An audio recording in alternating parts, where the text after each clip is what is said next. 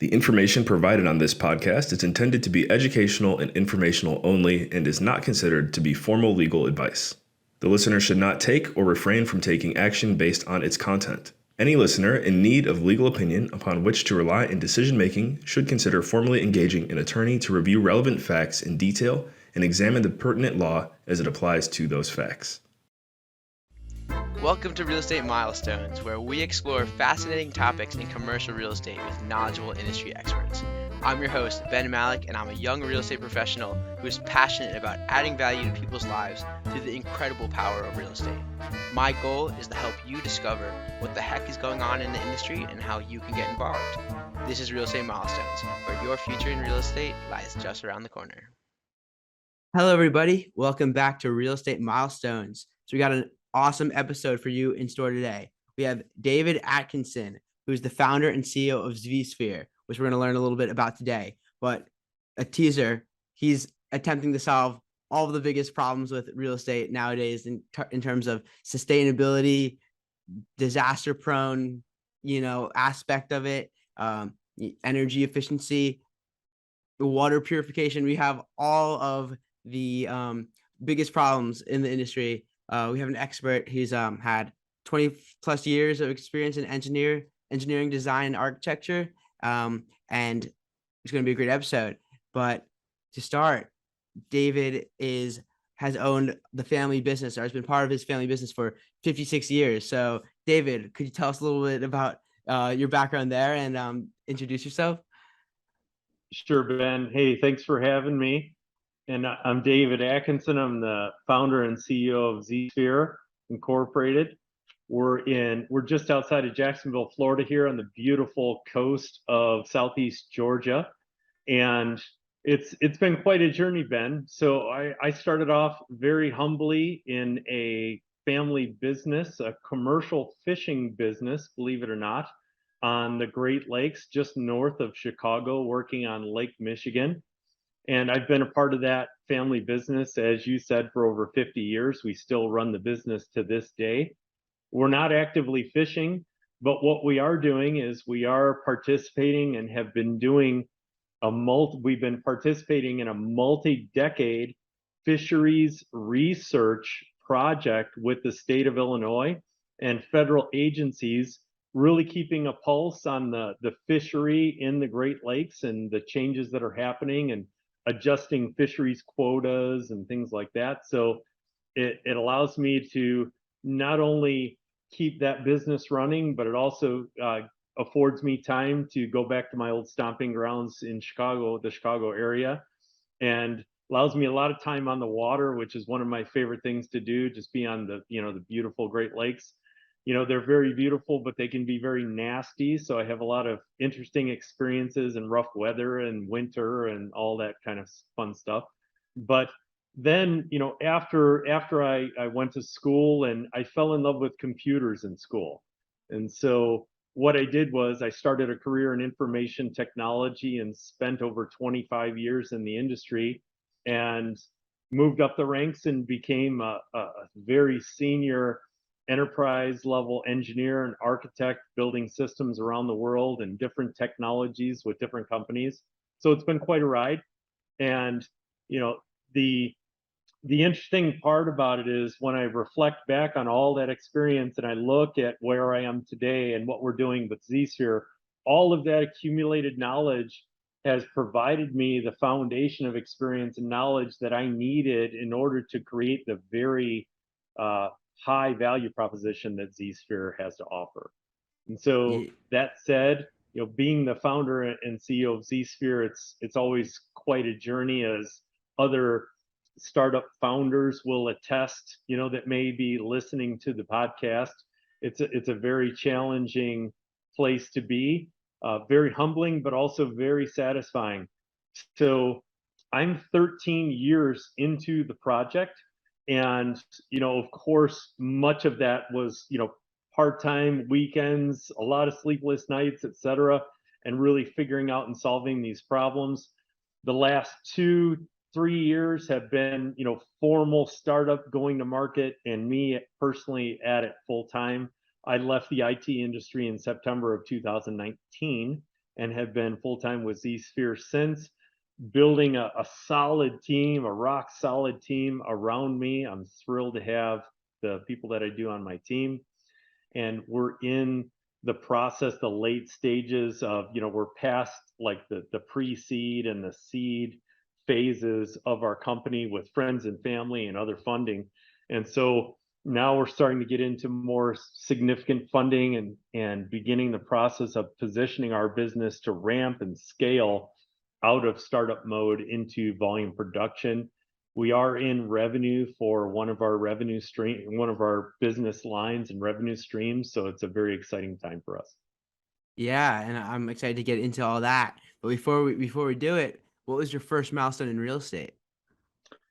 So yeah, personally, my first milestone in real estate and a real eye opener for me in terms of starting my journey was the first home that I built with my wife back in 1992 in Crystal Lake, Illinois. And so I remember it being an extremely cold winter of very vivid memories of when they were excavating the foundation and beginning the building and everything else. And had a very, very nice piece of property out there, about a half acre and a nice subdivision. And Crystal Lake was a very young, small town, and it grew into a very vibrant community and a great place to raise kids and live professionally and personally. So great experience. Built several houses since then, but it was, given the fact that you asked, Ben, that was not only good experience real estate wise, because we sold the property in July of 07. For those of you that don't know, that was just prior to the great financial crisis and crash. So we did pretty well on that real estate investment. But most importantly, is it really started me thinking and looking at and I certainly didn't know what I do now, but it got me thinking and looking as I'm watching them building the house and doing this and that. I'm looking at the materials, the methods, and everything that they were doing. And I'm thinking to myself, there's got to be a better way. And that has just, of course, with every home that I've built, it's just, led to a journey of improvement along the way. So that was an important milestone, really got things started for me. Awesome, and I know you've come a long way since then. So Certainly. conquering the hardest problems we got in the industry, but to put this whole problem in perspective, as many people who are listening know, climate change is a massive problem that our world is facing.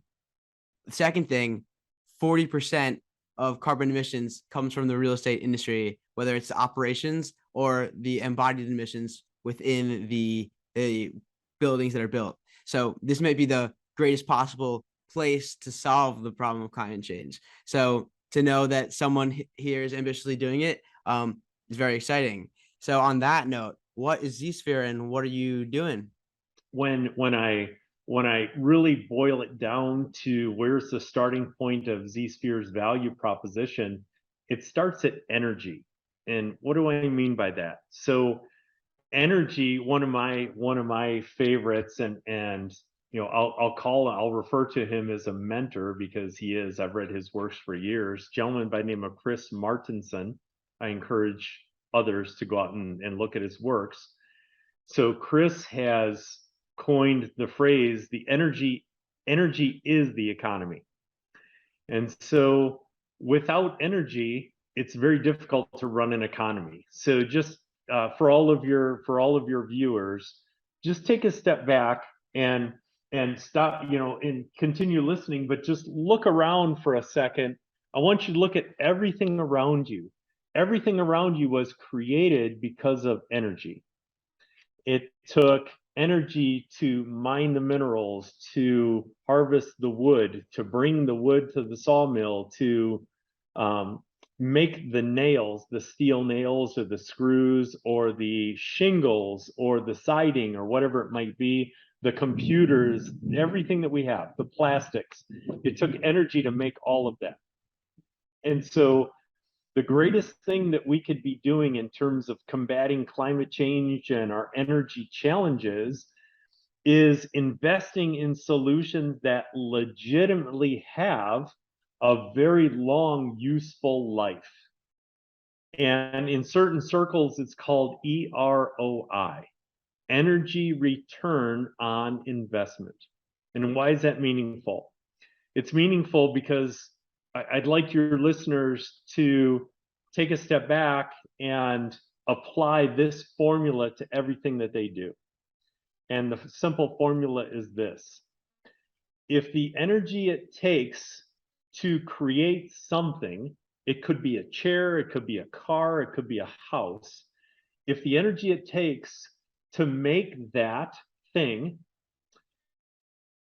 costs more than the useful life that you're going to get from it, then it's not worth doing in the first place. In other words, it's ROI negative, and it's not worth even doing it because it's not an investment. It's a short-term fix. And let me give you a great example. So, Ben, we all hear that windmills, wind turbines are great, in terms of green solutions and the economy and everything else. I've got a basic question for you. What's the average useful life of a wind turbine? Can't be that high given I guess you could say depreciation and also the new technology that might replace it and make it obsolete very soon. So I don't know. What's Yeah, it? yeah, 7 years. That's a great point. No, I'm referring to just the useful life of it, right? Before it wears out to the point where they got to replace it. So the average Yeah. useful life of a wind turbine is 13 years. Okay. Do you want to know what there are thousands of crews traveling the world doing today with wind turbines? Replacing them, I guess. So yes, but what they first have to do, because they don't, the economics don't really work to replace the components on an existing wind turbine. So what they have is they have demolition crews that travel the world that actually blast. They put charges at the base of the windmill. They dig a hole next to it. They blow up the base so that the windmill falls in the hole, and they bury it. And they might harvest the fiberglass from the blades and some of the engine components, but the rest of it, believe it or not, they bury. Wow. And then they build a new one next to it. So important to understand that ROI is everything. And so I give you that one example because a lot of the solutions that myself and my peers are seeing deployed in the marketplace don't have the 30, 40 year or more useful lives that we need from them in order to realize the net energy expense of what went into making them, right? And because petroleum and our energy is so precious in terms of how we use it and the emissions that we generate and everything else, it's imperative that we reduce those petroleum needs and invest in solutions that have those multi-decade useful lives. Does that make sense? Right. And yes, I mean, this is something I've started to get into as I'm writing my thesis and doing my research, but it seems like a lot of the solutions that we have that people are big proponents of, like you mentioned, wind and even solar, might not be as effective as, well, clearly at the current moment, it seems like fossil fuels might actually have the best ROI, but that like a lot of people are scared of nuclear, but nuclear might be the renewable energy of the future that is actually will have like the ROI soonest. But people are scared of like catastrophe from them, but maybe they're not as bad as people might seem. Yeah, that's a great point. So there's been tremendous advancements in things like thorium reactors and really efficient, nuclear reactors that aren't nearly as toxic as the ones that we've grown up with in decades past. So tremendous innovation there. But the bottom line, Ben, from our research and the research that's gone into creating Z-Sphere is petroleum's not going away anytime soon. We're going to need it for many decades, if not 100+ years from now. And when you go back and you look at energy transitions throughout history, let's say when we went from coal to oil, or, wood to coal, whatever it may be, normally those transitions take well over 100 years. So Wow. I think the transition from coal to petroleum was shorter. I want to say that was 80 some years, if my memory is serving me correctly, but usually they're about 100 or more years in terms of transitions. So we're just a very short time into this transition. We've got a long way to go, and we're going to need petroleum for quite a while. So it's in all of our best interests that we use the petroleum that we have in the best, most efficient ways possible. So yeah, to get into that a little deeper, my philosophy, or just my instinct when I think about the problem, is as soon as we can get renewable energy to be cheaper than non-renewable energy, that's when a free market will completely transition. And I think the markets are a great force for change, but it has to be efficient and economical and make sense.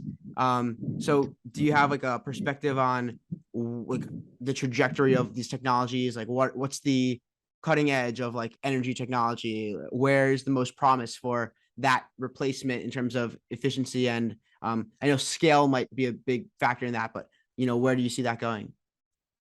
Yeah, so Western nations are really spoiled with our lifestyles and everything else. And so here's what I've come to understand is that we're all looking at the energy equation wrong. And let me explain. So one of the problems that we've solved with zSphere is that residential, commercial, municipal, and other buildings are extremely inefficient. They hemorrhage energy, right? Whether it's, air conditioning and having to cool a house in the summer, or it's heating a home in the winter, right? The windows, in most cases they leak, right? And they leak badly, and they're just really inefficient.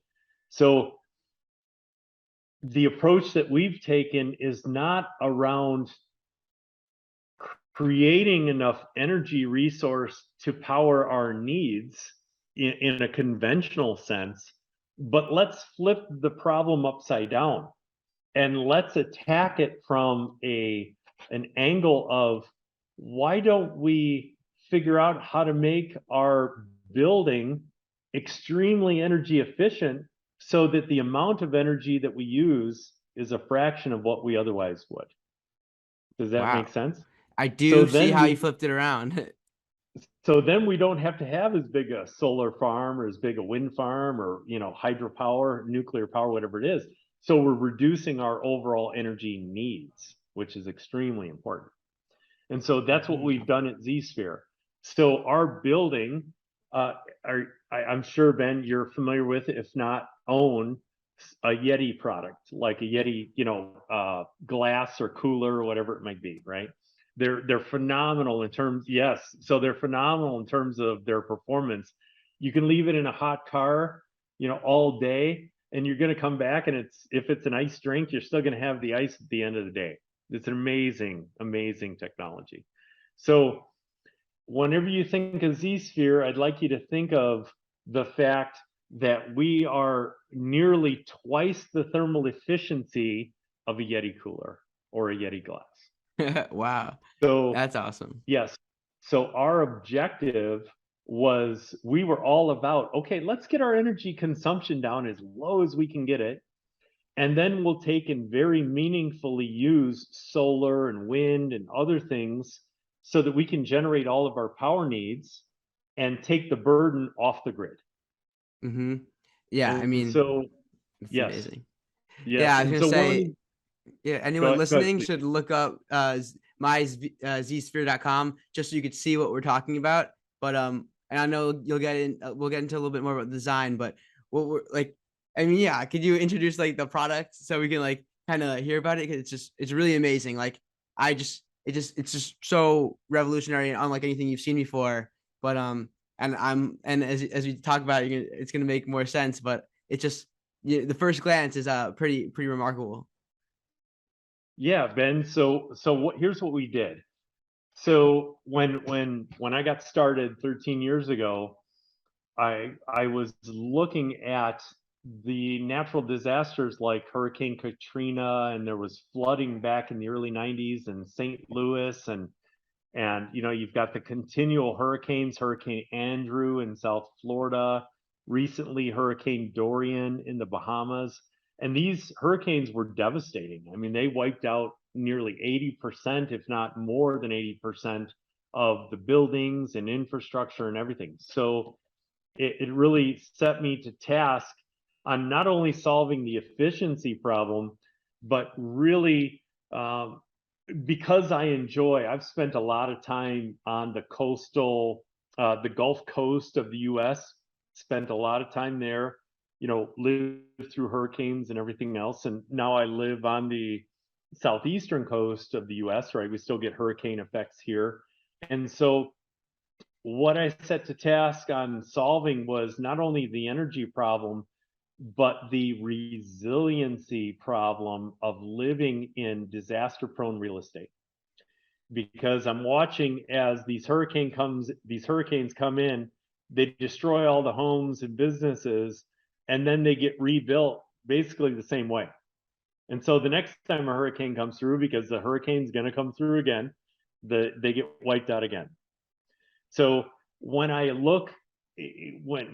rewind a couple of years, in all of my research and such, I knew that commodity prices and things were going to start to increase. I had no idea they were going to increase as radically as they did.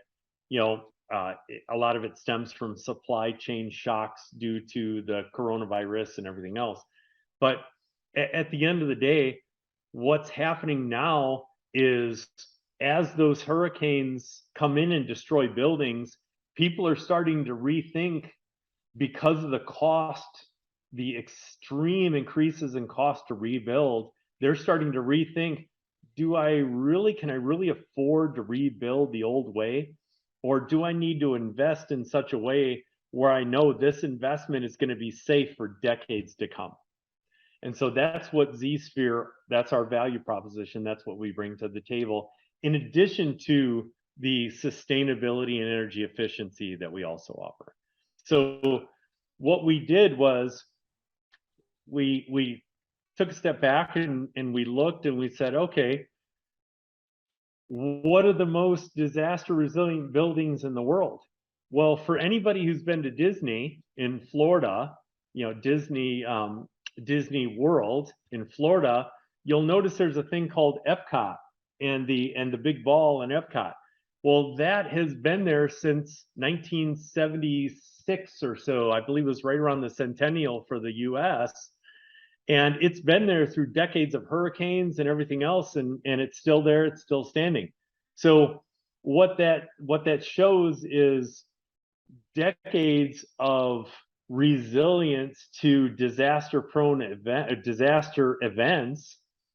Geodesic shapes, especially rounded shapes, are ideal for high wind and things like that.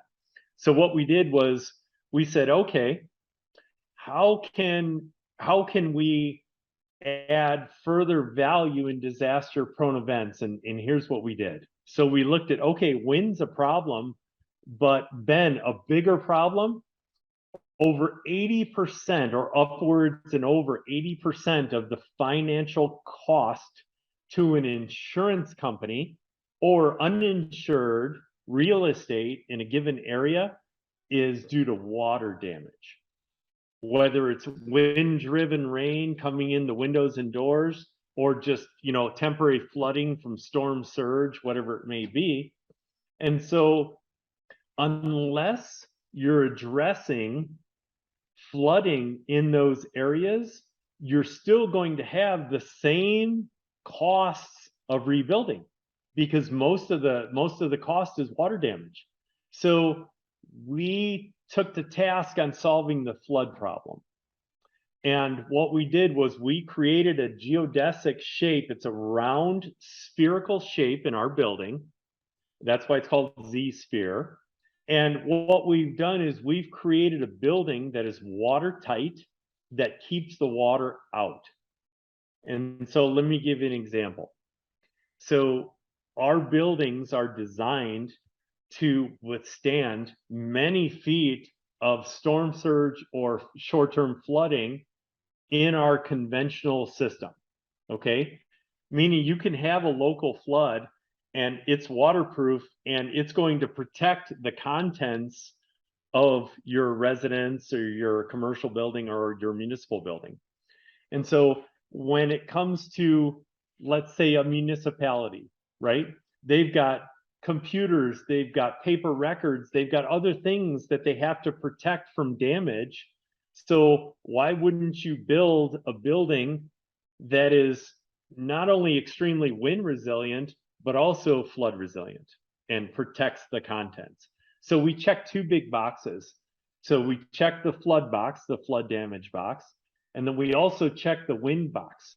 So our standard building is resilient to upwards and over 200-mile-an-hour sustained wind. So far in excess of a Category 5 hurricane. Our research shows that sometime in the next decade, we're going to experience a Category 6 hurricane. So we might as well build for it now, and we did. And so when you look at our website, you'll see all of our features and everything else.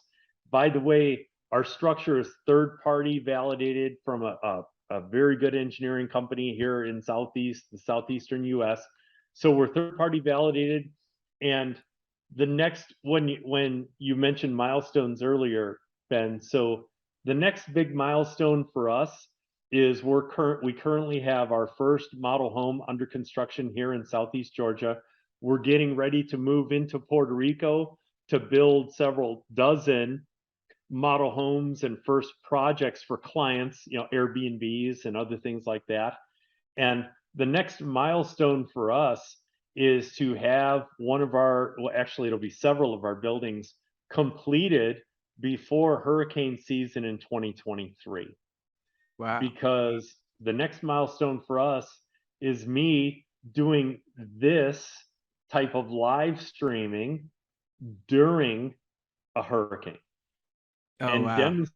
Demonstrating that not only am I safe, but I also have power, I have drinking water, I have working toilets, and I have communications.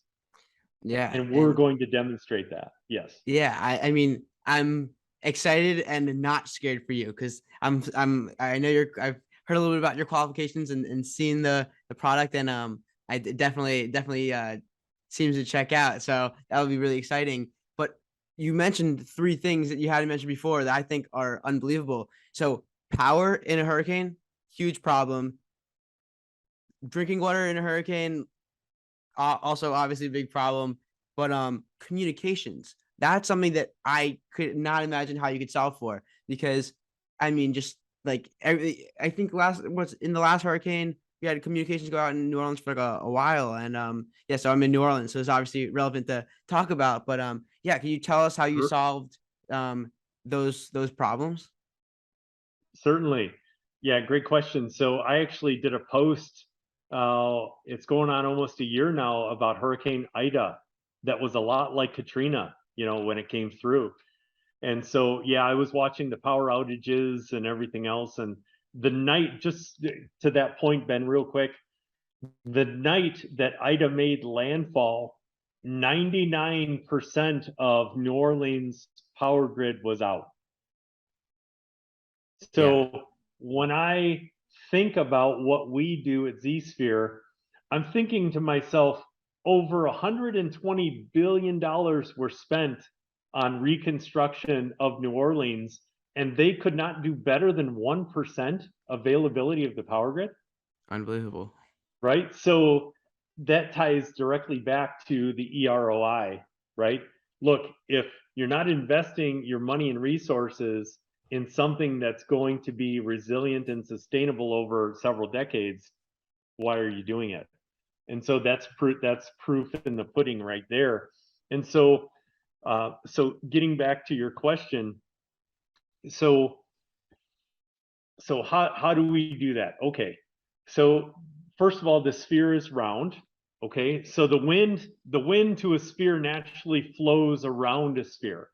So when you're dealing with climate change and extreme weather, you don't want to snub Mother Nature and say, okay, I'm just a flat wall and I don't care how much wind you throw at me, I'm gonna take it, right?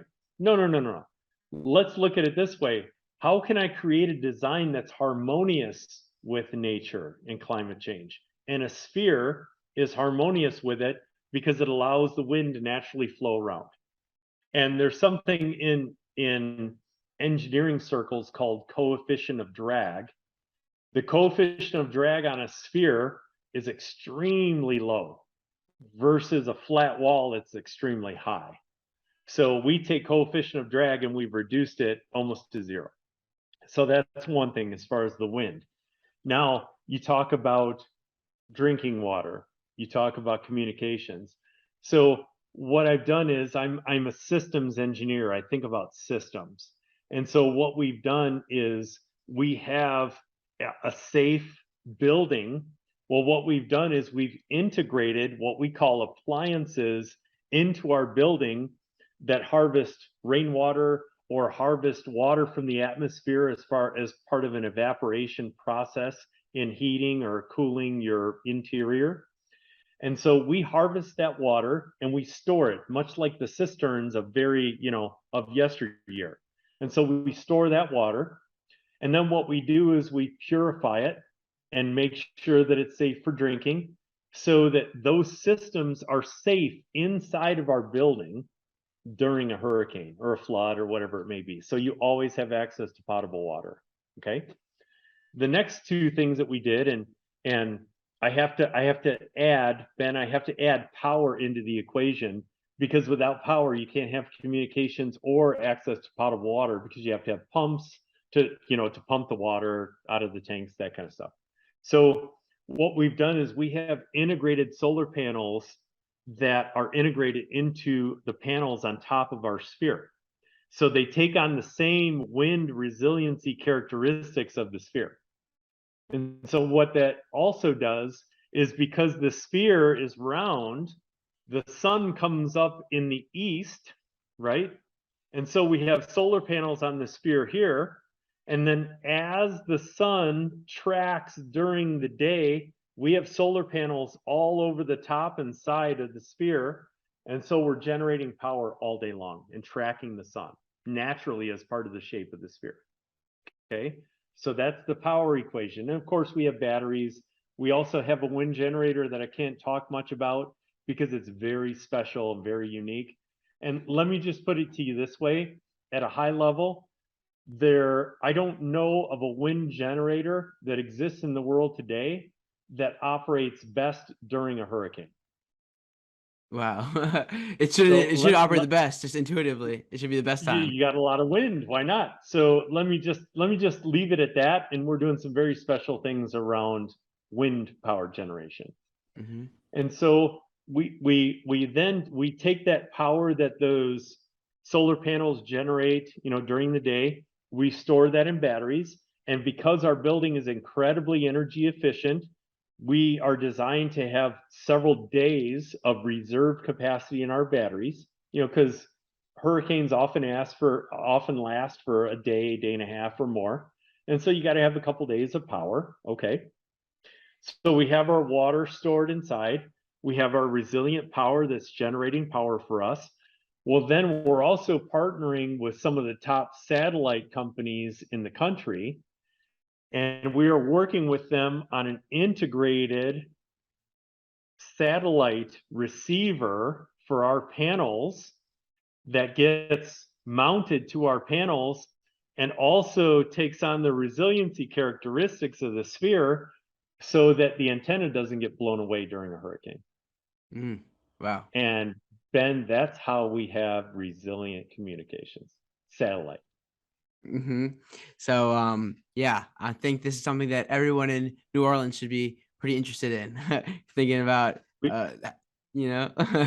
Yes, Louisiana is on our list because we understand the plight and the challenges of so many frequent natural disasters. Lake Charles, Louisiana is near and dear to us. We have family and relatives on our team that live there. they're near and dear to us. They've experienced several hurricanes the last several years, and they're at the point where, look, I give, right?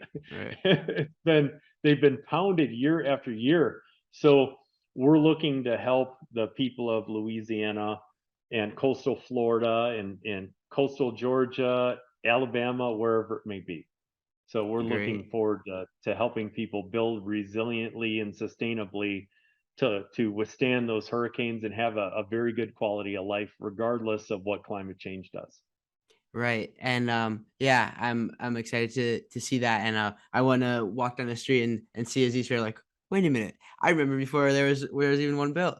But yeah, that'd be awesome. But to on that note, like, right, I can imagine that a lot of this must be fairly expensive. And I'm kind of curious to see, like, you know, obviously I think scale would probably help, and growing into, or as innovations happen, it might help in the expense range, or maybe it works now. But I'm curious to see, like, what is the how much, what's the premium over like a traditional house, or I don't know, how you just tell us how you walk through the economic models of this, the economic understanding, because it's just Yeah, it's got to be quite different than traditional thought process on it. yeah, great question. So remember, I'm a systems guy, right? So when I think of things, I think about a bunch of variables in the value proposition for owning real estate, right? And I coined a phrase with my team that I will continue to repeat for the rest of my life. In the near future, it's not going to be whether or not you can afford to buy a home or a business building, whatever else it is. It's going to be whether or not you can afford to operate it. And case in point, so right now, German industrial producers, German manufacturers, they buy natural gas for their heating needs, whether it's, they're forging steel or they're making other things. They have to buy natural gas a year more or more in advance because they buy in such volume. Okay. The year forward contracts for German industry are 500% higher than they were a year ago. So I don't know about you, Ben, but I don't know many householder businesses that could handle a 500% increase in their power bill. Mm-hmm. Definitely would be like significant under the It's a bottom problem, line. right? It's a Yeah. problem. So that said, where I'm going with this is that when the number one question that I'm asked from anybody in real estate is, what's the cost per square foot? What's the cost per square foot? What's the cost per square foot, right? Everybody's wants to know cost per square foot, and that's great if you're making an apples to apples comparison, right? But conventional real estate, in the way that it's priced today, does not take into consideration the operating cost of the real estate. And so the Z-Sphere value proposition is much greater than just a cost per square foot. The great news is, Ben, to answer your question directly, and we are not publishing prices yet, but I'll give you kind of a baseline price, a starting price for our solutions. We have a 20-foot unit, which is about 550, 600 square feet. That's designed for the tiny home community and the minimalist community. Then we have a 30-foot unit. That's actually the model home that's being built here is a 30-foot unit. That's about 1,000 square feet, so nicely sized for a modest family. And then we have a 50-foot unit that is over 3,000 square feet, and that is designed to accommodate municipal needs, commercial business needs, schools, things like that. And so when you talk about pricing, so our starting price for our units is about 250,000, just to give you an idea. So it's, yes, is it a premium? But there's a tremendous amount of value in the package. And the first thing that I'll say is, what is the cost of having a conventional home destroyed? Okay. And what is the cost of you not having that home for 9 months, year, 18 months until it can be rebuilt again. Right? Nobody takes into consideration that cost. Or let me take it a step further. If you have a hospitality business on the coast and you're renting that and you have cash flow, if that building gets destroyed or the utilities get disrupted, you're out that cash flow for whatever period of time it takes you to get it back. Right. So even the if you have Z-Sphere value insurance. well, even if you haven't, even if you have because you don't insurance, have the cash flow. Yeah. yeah, they're not paying you for the lost income. I guarantee you they're not paying you for the lost income. So the first deals, for example, that we're doing in the Caribbean are hospitality oriented, because they're looking at our solution and they're starting to put dollars and cents together saying, hey, my downtime is a fraction of what it would be with a conventional building and outage. I'm going to have clients throughout that whole time frame when everybody else is not. So it's a competitive advantage as well. And now what I'm thinking is be the first hotel to say, oh, we have a hurricane coming in New Orleans. Come stay here and watch the hurricane. Come on. That's what I think about now. But yeah, oh, Ben, that's coming. It'll take people a little while to get comfortable with us, but when we demonstrate consistently what we do, absolutely they will do just that. Right. Yeah. I mean, why not? And that's what it is. It's like a lot of new technologies takes a while to catch on. How long do people not believe the Wright brothers actually had a plane? I think there's like news articles coming out like 5 years after they built the first plane that it wasn't even real. There's like, it's like, but other people saw it firsthand. So that's what happens with innovation, right? Yeah, Henry Ford is crazy. The automobile will never take off. Exactly. Right? As they're riding around in their horses and buggies. So yeah, we've seen this before. And it's just, it's human nature. We're all adverse to change, but we live in a change intensive world. So it's really important that, and again, sincerely appreciate the opportunity to speak with you on your podcast, Ben, and to your audience. The most important thing for us is to raise awareness around not only these challenges, which we see every day, but to let everyone know that there are solutions that are being developed to address them. Yeah, that's really what it's about. There's a lot of, I guess, craziness and fear and catastrophic rhetoric, but ultimately a solution is the way out. So it's great to know that people are working on it, and I'm definitely excited to have you on the podcast and in the future to check in and see how things are going. But are you ready for the lightning round? Absolutely. All right, let's do it. So first question is, if you could have any superpower, which power would you want? Oh, wow. Yeah. Oh, that's a great one. If it's me personally, invisibility. But if it's me from a Z-Sphere perspective, invincibility. Definitely. Nice. That's perfect answer. That was supposed to be the easy question, but it tends to be the hardest one. So what's your favorite book, or what's the one that's helped you the most? That's easier, maybe. Yeah. So I've really got 3 favorites, mostly because they chronicle the human struggle throughout decades and over long periods of time. One of my favorites is Atlas Shrugged by Ayn Rand. Nice. Another one is the Gulag. Actually, there's 3 volumes. The Gulag Archipelago from Alexander Solzhenitsyn. And then the third one is The Long Emergency by James Howard Kunstler. Yeah, that's so that's a pretty long book, I'd say, but I know Atlas Shrugged, I read this a couple months ago, and it's one of the best stories I've heard, and it's crazy how you can fit so much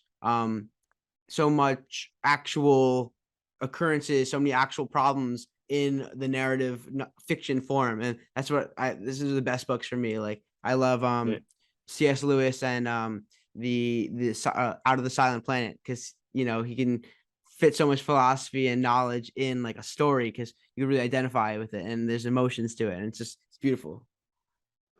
Certainly. Great. So what Yeah. motivates you to continue each day? Which I think we probably touched on, but if there's Yeah. anything else. So 13 years ago, I like many inventors, not all, I like many inventors had a bit of divine inspiration in the Z sphere. And so I went to bed one evening and I woke up the next day, and the fundamental construct of the Z sphere was in my head, and I was presented with that. And I can honestly say that from that day forward, there have been divine circumstances that have presented themselves in the form of people or partners or material or whatever it might be, that have been nothing short of amazing. And it's not just that testimonial for me. My entire team has experienced it. So it's been quite amazing. So there's a divine inspiration here. And when you think about motivation, there's no greater motivation than being part of something that is larger than us. Mm-hmm. Yeah, definitely agree. It's always feels good where you're not just a part of the machine, but like you help it tick and help it keep going. Like, well, you are part of the machine and you're needed to make everything go. And Yeah. it's when you feel Yes. that it's a great feeling. So Yes. what advice would you give to someone who wants to follow in your footsteps? From a startup and a founder perspective, revenue, revenue, revenue, and clients. Get paying clients, revenue, revenue, revenue. From as a founder, from a startup perspective, following in my footsteps from the energy and the energy efficiency side of the sustainability and resiliency side of the equation, pay attention to energy and understand the energy markets, because they drive ultimately what we require as human beings in our lives, right? Whether it is shelter or water or food, whatever it may be, pay attention to energy and use that and understand that is the driving force, or must be the driving force behind how you design something and create real sustainability and real resiliency. Right. And this is kind of going beyond the scope of the podcast, but when you think about the Fermi paradox and how we talk about species, being a species that go out into the cosmos, it's always from the energy perspective. It's like, where are we sourcing energy from defines how far we can go in the universe, how far we can expand. Can we put a Dyson sphere around the sun, like, and have unlimited energy, or are we stuck with just burning stuff? 100%, Ben. 100%. Great. So Yeah. since I put you on the spot, I want to give you a chance for revenge. So what's a question you have for me?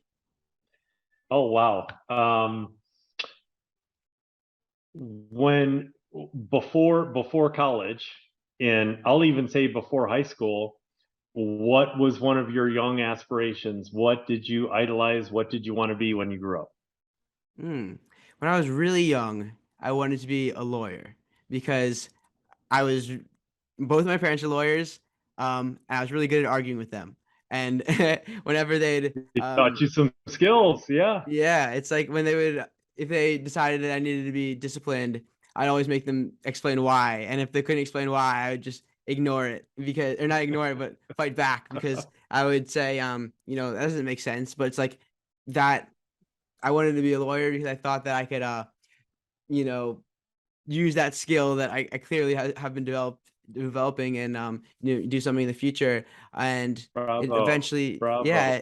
And I think that the thing is, as I've evolved my thinking and realized that, yeah, I want to go into business where I can create something and provide value and understand how to interact with other people through I like to call money as a language. It's the great communicator that someone in China can understand what I'm saying, because money is a form of value that we both understand, that we both require, and to but the critical thinking skill and the that like intellectual ability that I got from having the lawyer influence has definitely helped me understand the world and have a framework that I could bring to business. So it's so yeah, it's a little bit about young Ben.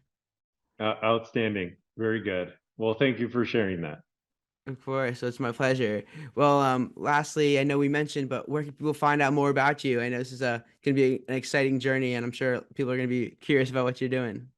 Yeah, thanks, Ben. So as I shared, look us up on LinkedIn, look David Atkinson up, or Z Sphere, the letter Z, the word SPHERE. You'll find us out there. We've got an event coming up here in the next few weeks. We've got tremendous attendance so far. I encourage you to go out and sign up for our event to attend and listen to learn how Z-Sphere is really revolutionizing investing in real estate and the unique value proposition that we're providing. And then our website is myzsphere.com, M-Y, the letter Z, S-P-H-E-R-E.com. Awesome. Well, check it out, and I'm excited to follow along as well. Well, David, I appreciate you coming on the show. I learned a ton, and this is a very exciting, some problem near and dear to me, and something I'm excited to learn about any innovation. So I appreciate you coming on the show.